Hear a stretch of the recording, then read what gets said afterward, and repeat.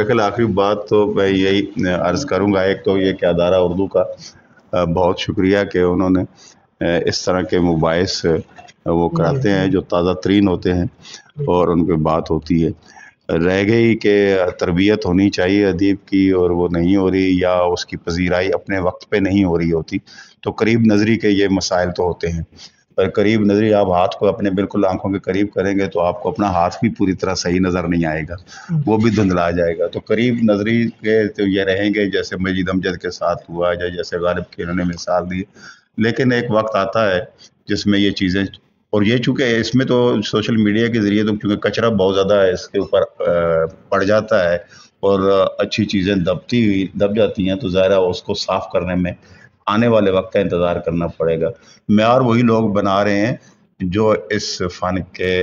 اصل قدردان ہیں، جو تخلیق کار ہیں، انہی سے ہی معیار بنے گا، وہی اس کا آخری فیصلہ بھی کریں گے، اور انشاءاللہ آپ دیکھیں گے کہ وقت جو ہے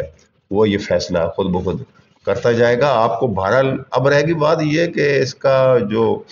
ظاہر استعمال ہے ایسے تو ادیبوں کو کرنا ہوگا، دستک جب تک آپ نہیں دیں گے۔ ایک وقت تھا کہ کتاب خود ٹریول کرتی تھی،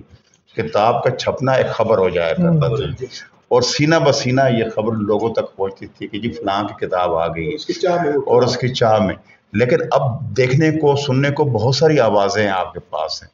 لیکن آپ ایک ہی آواز سن رہے ہو، ایک ہی شخص بول رہا ہو تو آپ پوری طرح اس کی طرف متوجہ ہو جائیں گے، اور پورا گروہ جب بول رہا ہوگا، شور ہر طرف سے اٹھ رہا ہوگا، اور اس میں بہت ساری آواز ہے اس میڈیا میں، تو آپ کو سمجھ نہیں آئے گی کہ کون سی اصل بات ہے کون سی نہیں ہے۔ تو ظاہر ہے پھر آپ کو دستک تو دینی ہے اپنی بات پہنچانے کے لیے کہ جناب میں دروازے کے باہر کھڑا ہوں،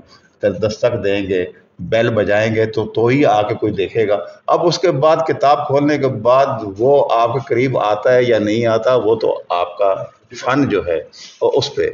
منحصر ہے سارا کچھ۔ بہت شکریہ۔